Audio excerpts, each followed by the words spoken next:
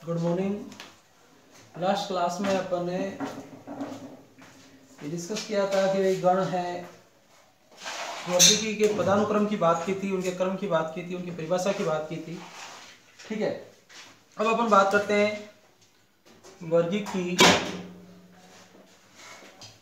सहायता साधन। टेक्सोनॉमी में कौन से जो साधन है जो अपने वर्गीकरण में सहायता प्रदान करते हैं उनकी बात करने वाले कि पादप जंतुओं को पहचानने उनके अध्ययन करने के लिए क्या करना पड़ता है। आधुनिक उपकरणों की, अच्छे संसाधनों की और अच्छे संसाधनों युक्त प्रयोगशालाओं की और जीवों के वातावरण के अध्ययन की आवश्यकता है। कि भाई अपन वर्गीकरण करने से अपन को कुछ ऐसे संसाधन चाहिए, आधुनिक उपकरण चाहिए जिनके द्वारा अपन पादप जंतुओं क्या कर सके, उसको पहचानने में मदद करें, उनके अध्ययन में अपन क्या करें, मदद करें। कभी कभी पौधों व जंतुओं के नमूने एकत्रित करने हेतु जिससे उनका अध्ययन किया जा सके कि कभी कभी अपन को क्या करना पड़ता है, जैसे पादप का या जंतु का कोई नमूना लेना होता है तो इन उपकरणों की आवश्यकता पड़ती है ताकि उनका अपन अच्छे से अध्ययन कर सके। और विभिन्न नमूनों के अध्ययन और उनके प्रेक्षण के जो नमूने प्राप्त होते हैं, ठीक है, कि जो नमूने प्राप्त होते हैं, विभिन्न नमूने के विभिन्न नमूनों के अध्ययन और उनके प्रेक्षणों के लिए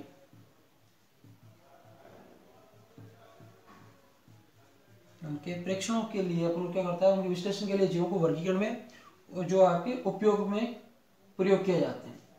और कभी कभी भविष्य में अध्ययन के लिए पादप जंतुओं को कि भाई अपन आने वाले समय में जो है उनके पादप जंतुओं के जो अवशेष है उनको परिरक्षित में सुरक्षित, मान आपने किसी पादप जंतु के नमूने का अध्ययन किया, उसको परिरक्षित रखना, सुरक्षित रखना है, तो जीवों को परिरक्षित करने के लिए अलग अलग विधियों की आवश्यकता पड़ती है। ठीक है, वो वर्तमान में पादप जंतुओं को पुरातात्विक अवशेषों का भी परीक्षण होता है कि जो पुरातात्विक अवशेष मिले पादपों उनके परिरक्षण के लिए भी कुछ साधन उपकरणों की अपन को आवश्यकता पड़ती है। तो यहाँ पे अपन कुछ ऐसे संसाधन उपकरणों की बात करने वाले जिनकी अपन को आवश्यकता होती है। इसमें पहला उपकरण है आपके हर्बेरियम।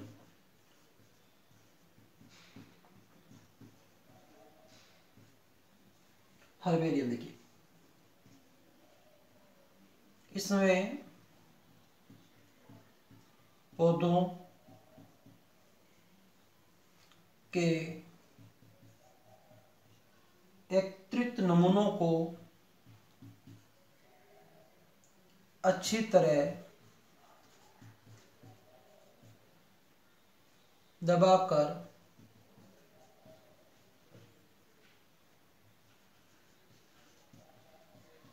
सुखाया जाता है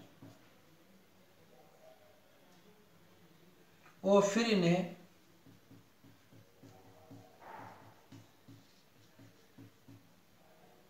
कागज की शीटों पर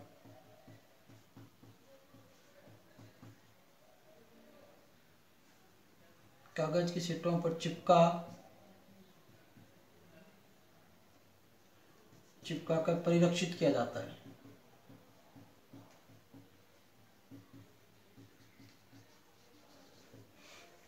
क्या भाई हर्बेरियम क्या है कि इसमें पौधे के जो नमूना है, मतलब कोई पत्ती ले ली या कुछ छोटी सी शाखा ले ली या कोई जड़ का नमूना ले, क्या कर दिया जाता है कि उसे अच्छी तरह दबाया जाता है, दबाकर उसे क्या किया जाता है, सुखाया जाता है। फिर इस भाग को फिर इन्हें क्या करते हैं, जो कागज की शीट लगी, जैसे मान लीजिए कागज की शीट है, इस कागज की शीट में इसको क्या कर दिया जाता है, चिपका कर परिरक्षित कर दिया जाता है ताकि जीवाणु का संक्रमण नहीं हो, विषाणु नहीं हो, उसको नष्ट नहीं कर सके। और एक कागज की शीट को हर्बेरियम शीट कहते हैं कि जो आपके एक कागज की शीट है, जैसे मान लीजिए कागज की शीट है, ये जैसे कागज की शीट है, वैसे मान लीजिए मैंने पादप की पत्ती, जैसे पत्ती है, इसको से सूखा दिया, ठीक है, और इसको चिपका दिया, तो अभी इसको क्या कहेंगे, इस कागज की शीट को क्या कहेंगे, हर्बेरियम कहेंगे। और इसको परिरक्षित करने के क्या इसको परिरक्षित में कुछ इसके ऊपर ऐसे कुछ पदार्थ डालूंगा, ठीक है, केमिकल डालूंगा, जैसे क्या हो, इस पर संक्रमण नहीं हो या नष्ट नहीं हो, तो इसे क्या कहा जाता है, हर्बेरियम शीट कहा जाता है।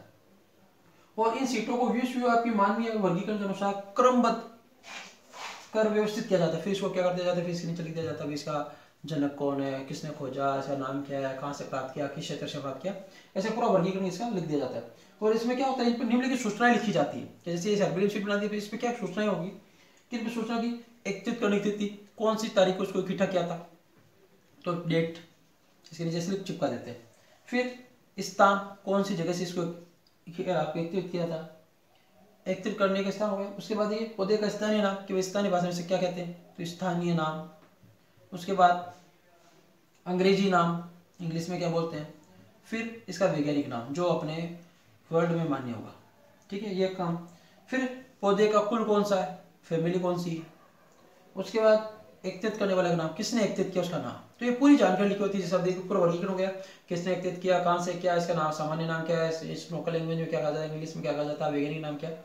तो इस हर्बेरियम शीट के द्वारा पूरा पता लगा दिया जाता है। तो ये सभी हर्बेरियम शीट जो है सूचनाओं सहित भविष्य के अध्ययन के लिए वनस्पति संग्रहालय में सुरक्षित रख दी जाती है कि भाई अपन वर्तमान समय में आने वाले समय है, भविष्य जो बाद में जो समय आएगा फिर इन फ्यूचर, जैसे कोई किसी को उत्पादक के बारे में जानकारी लेनी तो पूरी जानकारी मिल जाएगी। तो ये हर्बेरियम शीटें क्या होती है, सुरक्षित रखी जाती है। और इस आवश्यकता पड़ने पर क्या होता है, उपयोग हो सके और जीवाणु कवक आदि से नष्ट ना हो, इसे बचाने के लिए शीटों पे क्या किया जाता है, जीवाणु व कवक रोधी रसायनों का छिड़काव किया जाता है। मैंने भी आपको बताया इसके चार पर क्या करते हैं, कवकनाशी या जो आपके जीवाणुनाशी आते हैं, कवकनाशी या जीवाणुनाशी जो आते हैं, इनका क्या किया जाता है, केमिकल का इन पे छिड़काव किया जाता है ताकि इन पे कवक जीवाणु विषाणु का संक्रमण नहीं हो, ये नष्ट नहीं हो, जैसे जैसे रह जाए। इसमें कौन सा विलेन का प्रयोग किया जाता है कि 2% मर्क्यूरी क्लोराइड, ठीक है, मर्क्यूरी क्लोराइड जो आती है इसका प्रयोग किया जाता है। 2% मतलब इसमें 100 ml के जल में 2% क्या डाला जाएगा, 2 ml क्या डाला जाएगा, ये मर्क्यूरी क्लोराइड का सॉल्यूशन विलेन डाला जाएगा। और हर्बेरियम वर्गीकरण के अध्ययन के लिए एक संदर्भ पुस्तक की तरह कार्य करता है, पुस्तक की तरह कार्य करता है। और ये सामान्य लोगों को पौधे की वैज्ञानिक जानकारी भी देता है, जो सामान्य जानकारी उसको पौधे की वैज्ञानिक जानकारी, इसका वैज्ञानिक नाम ये है, इसका कुल ये है, तो ये वैज्ञानिक जानकारी भी होगी। और ये विद्यार्थियों को शिक्षण में भी महत्वपूर्ण सहायता प्रदान करता है कि विद्यार्थी जो उनको उनके अध्ययन के लिए भी क्या करता है, महत्वपूर्ण सामग्री प्रदान करता है। अब देखिए इसके अगले बात करते हैं वनस्पति उद्यान, बोटनिकल गार्डन क्या होता है। देखिए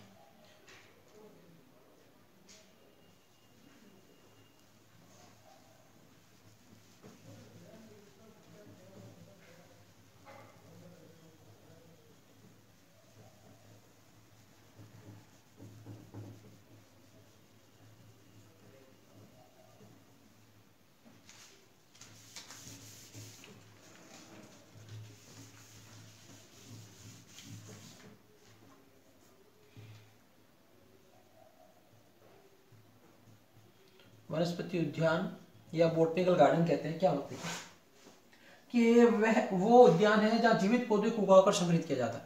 हर्बेरियम में क्या कहते हैं, पौधे के किसी भाग को नष्ट हो जाता है, उस भाग को अलग करके अपन संरक्षित करते थे, सुरक्षित करते थे।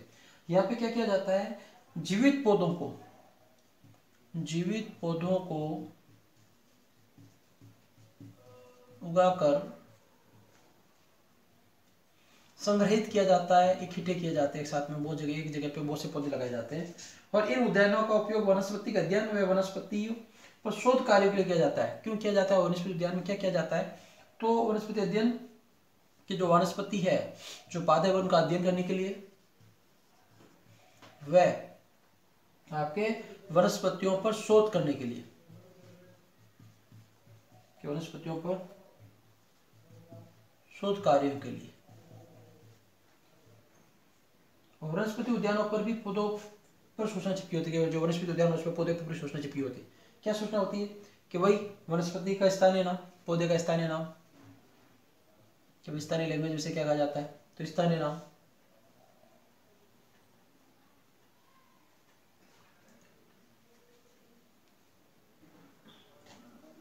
तो स्थानीय नाम, इसके अलावा अंग्रेजी नेम, फिर वानस्पतिक नाम, उसके बाद कुल का नाम कि इसके कुल का नाम क्या है, पौधे का, कि पौधा लगा हुआ है जैसे भी बना दे, मुंह पर बताऊंगा। और कोई विशिष्ट लक्षण हो, विशिष्ट लक्षण,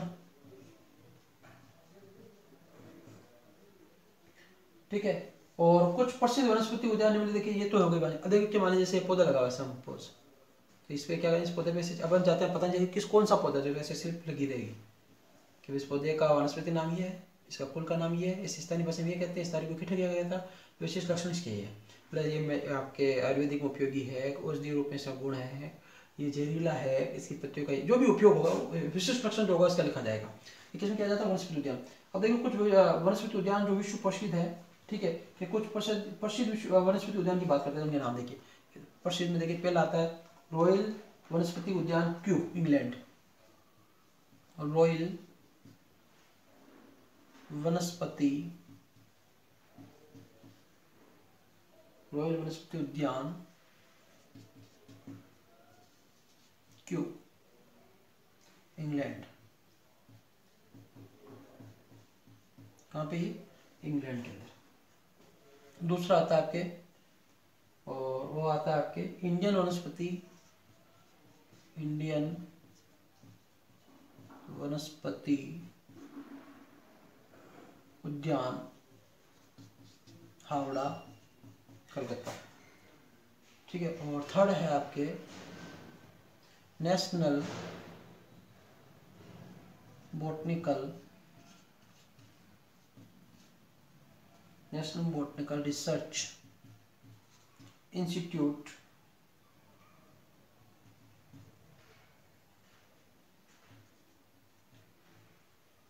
लखनऊ, भारत। तो ये कुछ ऐसे फेमस आपके प्रसिद्ध बड़े उद्यान जहाँ बहुत सारे पादपों का संग्रह है, ये वनस्पति गार्डन हो गया। इसके बाद में बात करते हैं संग्रहालय की, म्यूजियम बोला जाता है इसे। नेक्स्ट देखिए,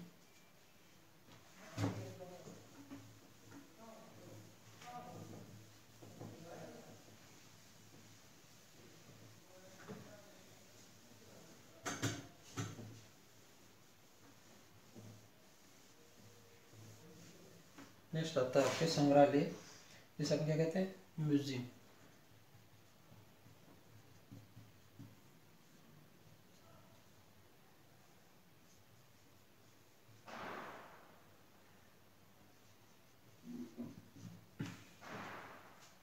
देखिए क्या होता है, इसकी बात करते हैं। संग्रहालय या म्यूजियम, देखिए कि संग्रहालयों में परीक्षित पादप व जंतुओं को रखा जाता है। कि इसमें क्या कहता है? पादप व जंतुओं को परीक्षित अवस्था में रखा जाता है। इन्हें स्कूल, कॉलेज, विद्यालयों, विश्वविद्यालयों आदि शैक्षिक संस्थाओं में अध्ययन की दृष्टि से बनाया गया है। कि भाई इस आपके जो महाविद्यालय है, ठीक है, कॉलेज, आपके विश्वविद्यालय, कॉलेज है, स्कूल में, ये अध्ययन के लिए, अध्ययन की दृष्टि से इनका निर्माण किया जाता है। ये प्राय संग्रहालयों में जीवों को सुरक्षित रखने के लिए रासायनिक घोल, कि भाई जो जीवित है, कोई पादप है, ठीक है, या कोई जंतु भाग है, वो नष्ट हो गए, ठीक है, उनमें कुछ डाल के अंदर उस पूरे पादप को, ठीक है, उस पादप के भाग को या किसी जंतु के शरीर को क्या किया जाता है? एक रासायनिक घोल रखा जाता है। रासायनिक घोल कौन सा प्रयोग किया जाता है? फॉर्मेल्डिहाइड प्रयोग किया जाता है।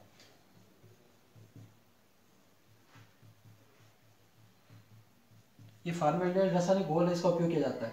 परंतु कीट व पक्षियों को सुरक्षित करने के लिए अलग तकनीक काम ली जाती है। कि भाई ये तो कुछ जंतुओं के लिए, इसके अलावा जो कीट है, पक्षी है, उनके लिए कुछ अलग टेक्निक काम ली जाती है।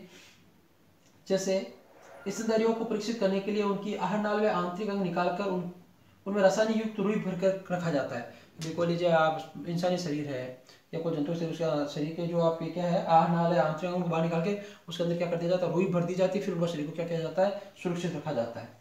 और अध्ययन के लिए जीवों के कंकाल को भी परीक्षित रखा जाता है। जीव है, उनके कंकालों को भी रखा जाता है, ठीक है, इस प्रकार से। और इसका उपयोग क्या है? कि संग्रहालयों में जीवों को लंबे समय तक परीक्षित किया जा सकता है। कि संग्रहालय जो जीव है उनको लंबे समय तक सुरक्षित अवस्था में रख सकते हैं। इसके अलावा संग्रहालय में प्रदर्शनों को उनकी संक्षिप्त जानकारी के साथ रखा जाता है। प्रदर्श होते हैं, जैसे ऐसे कांचे बने होते हैं, उसमें हमारे कोई पादप या कोई छोटा जीव है, उसको शरीर के साथ रख दिया।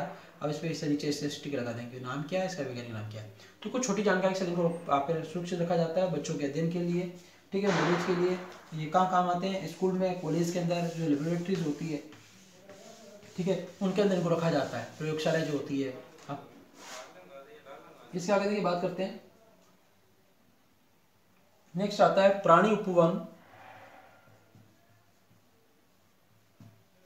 या इसे कहा जाता है चिड़ियाघर, या इसे कहा जाता है इंग्लिश में बोलते हैं जूलॉजिकल पार्क।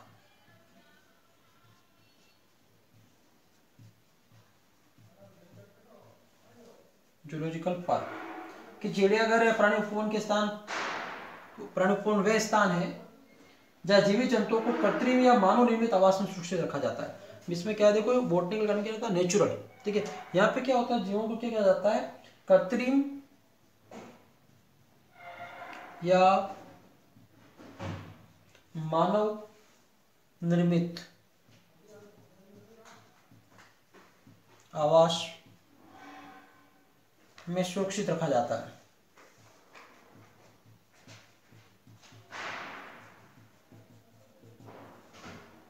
किनको? जीवित जंतुओं को, जीवित जंतुओं को, जीवित जंतुओं को मानव निर्मित या जो कृत्रिम आवास वहां पर रखा जाता है और उन्हें प्राकृतिक आवास जैसी सुविधाएं प्रदान की जाती है।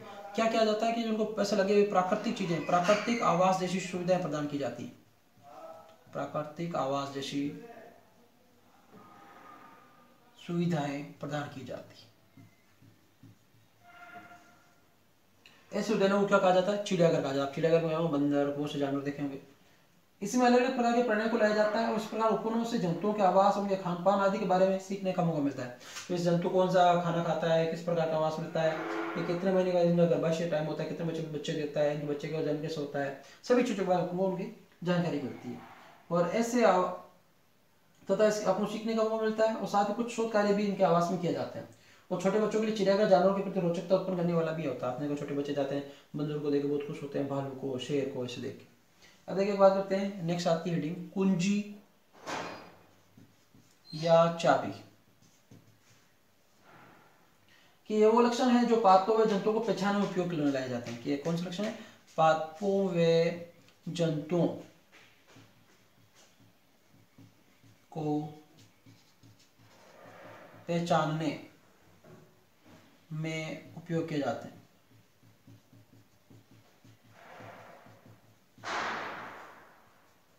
और वर्गीकरण के प्रत्येक पदानुक्रम होता है, जैसे पदानुक्रम, जाति पदानुक्रम है, वंश एक पदानुक्रम है, ठीक है, कुल है, सभी एक पदानुक्रम है, ठीक है।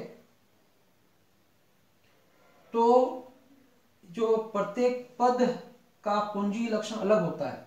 ये लक्षण विश्लेषणात्मक होता है। कुंजी लक्षण विप्रेयसी होते हैं, विप्रेयसी मतलब अलग अलग होते हैं, और ये जोड़े में होते हैं, जिसमें से एक लक्षण को मान्यता होती है जबकि दूसरे को अमान्य होता है। विपरीत लक्षण क्या होता है? जोड़े में एक लक्षण क्या होगा? मान्य होगा और एक अमान्य होगा।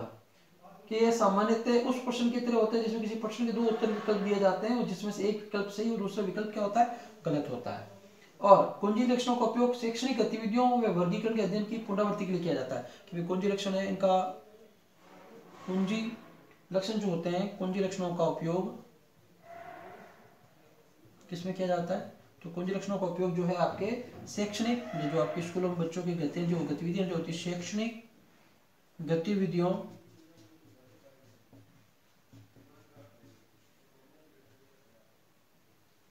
व वर्गीकरण के अध्ययन की पुनरावृत्ति के लिए किया जाता है। और इसके अलावा देखिए कुछ और दो टर्म्स है, छोटी सी उसकी बात कर लेते हैं।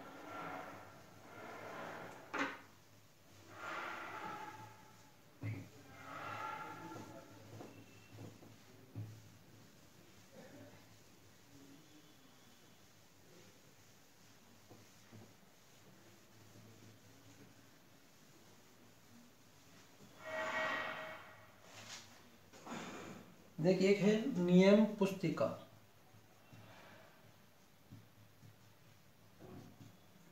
जिसे कहा जाता है मैनुअल्स।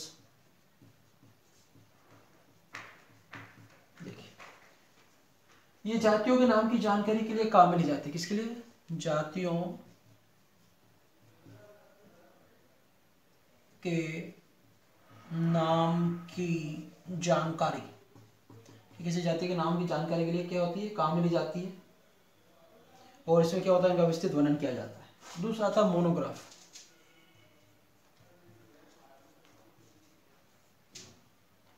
ठीक, इंग्लिश पढ़िए। इसे क्या कहा जाए? इसमें किसी एक टेक्सोन की पूरी जानकारी होती है, किसी एक टेक्सोन की पूरी जानकारी होती है।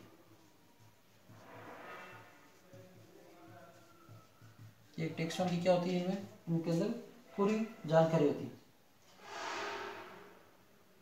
है। टेक्सोन वाला हो जाके वर्गीकरण के जो पद होते हैं, पदों के जो वर्गक होते हैं, जैसे जाति है, वंश है, इन्हें क्या कहा जाता है? टेक्सोन कहा जाता है।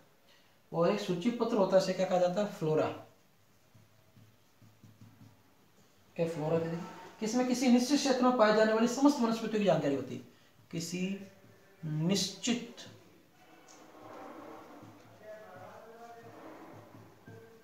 किसी निश्चित क्षेत्र में पाए जाने वाले समस्त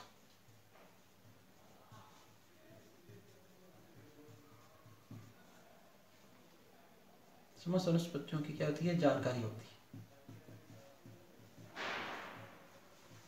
है। इस जगह में, एक क्षेत्र में कौन सी वनस्पति पाई जाती है, किस प्रकार की वनस्पतियां पाई जाती है, उनकी क्या होती है, पूरी जानकारी होती है।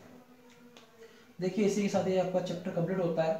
ठीक है, जितना आपके सिलेबस में था उससे मैंने आपको ज़्यादा पढ़ाया है, चैप्टर कंप्लीट हो गया है। ठीक है, और जब भी नेक्स्ट क्लास होगी उसमें नेक्स्ट चैप्टर की बात करेंगे। तो आज के लिए इतना ही, धन्यवाद।